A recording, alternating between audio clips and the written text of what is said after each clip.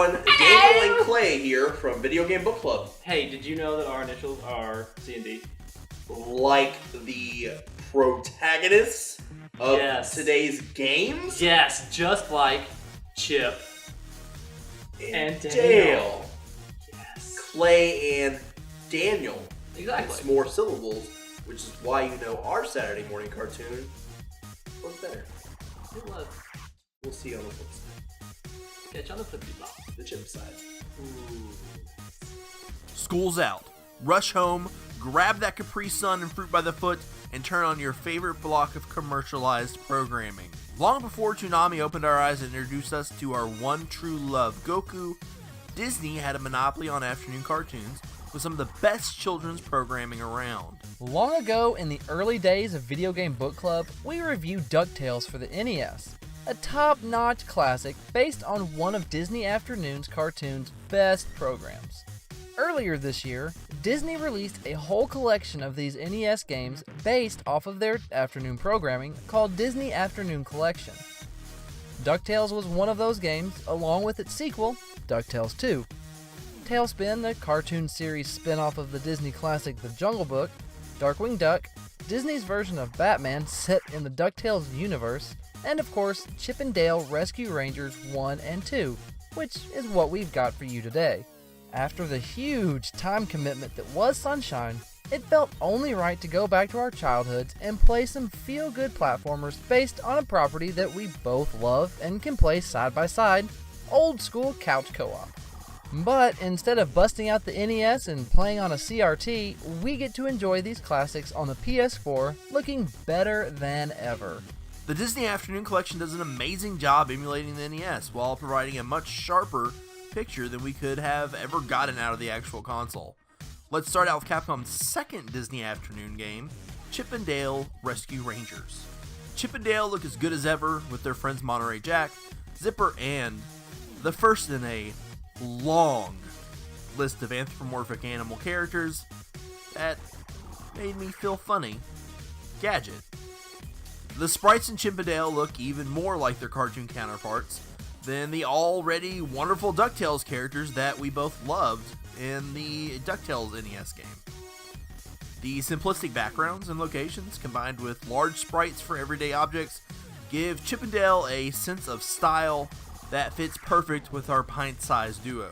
And while the Chip and Dale theme song might not be as instantly recognizable as DuckTales, Capcom once again goes above and beyond to lovingly recreate the show's anthem. Although, let's be honest, DuckTales is still the best by far.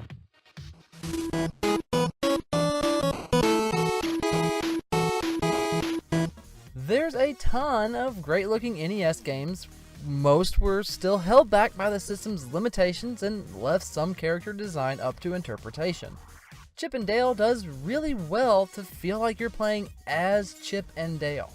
Sure, there are less frames of animation and no voice acting, but the animation-style artwork for characters and objects really does make the experience something special. Chip and Dale 2 stays the course that the original started, and adds polish to a game that graphically stayed on the somewhat simple side while still being impressive.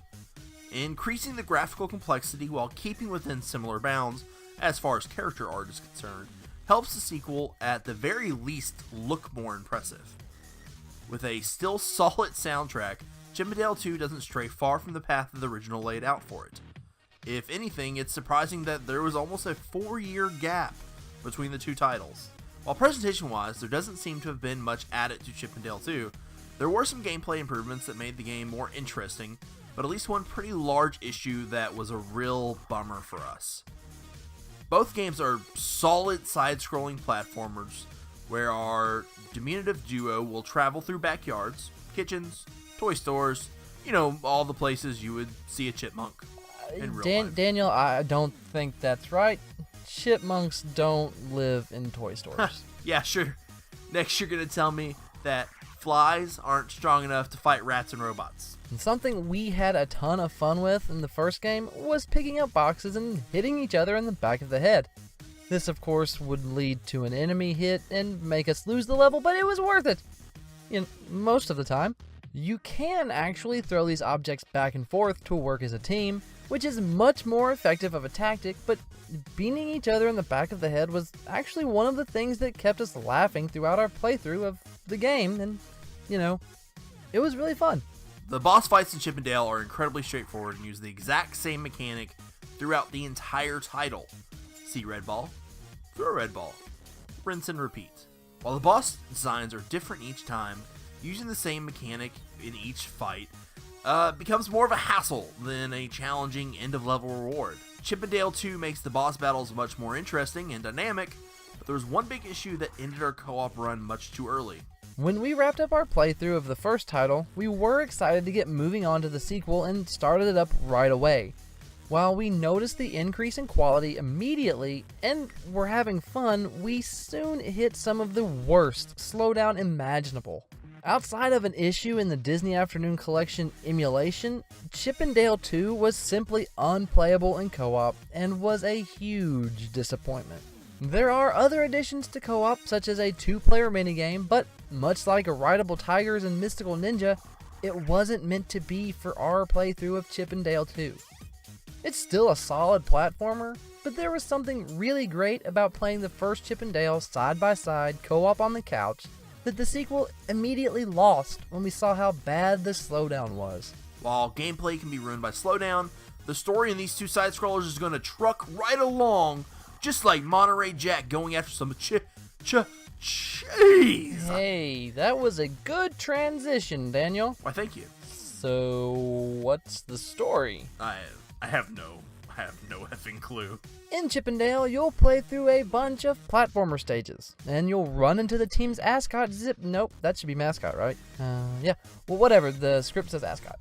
You'll run into the team's ascot, Zipper, who basically fulfills the same role as a Power Star from Mario.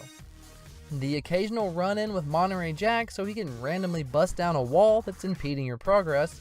And of course, like any good early platformer, Gadget, who fulfills the obligatory damsel in distress role.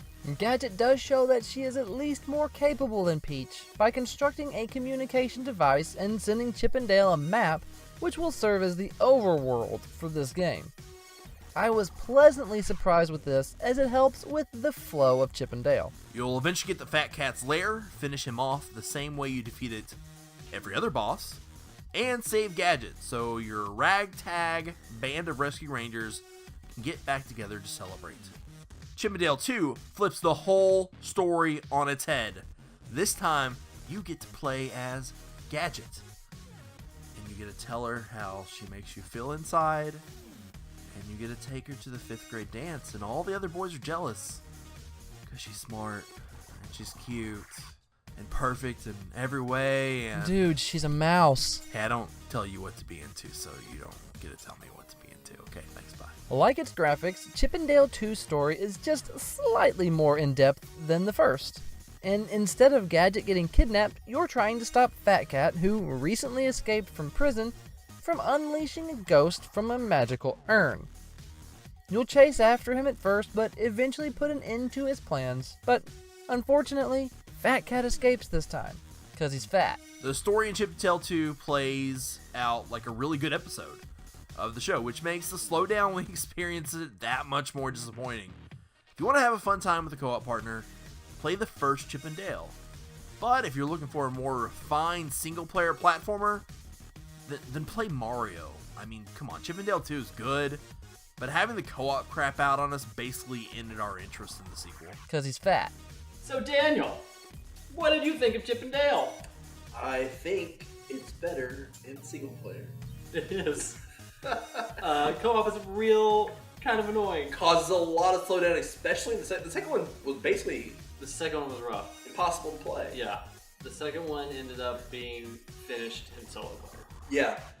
It was nice to have this kind of like short diversion. Mm-hmm. The Disney Afternoon special, Disney Afternoon collection, Yeah. made it super easy to play these two games. It did. And there's also more games on there for us to play sometime. Hey. But it was nice to play this after having to put all those hours into Mario. Yeah. Which some of those hours were super frustrating for me. Like and subscribe below. Let us know what you thought. No, it's over. Bye.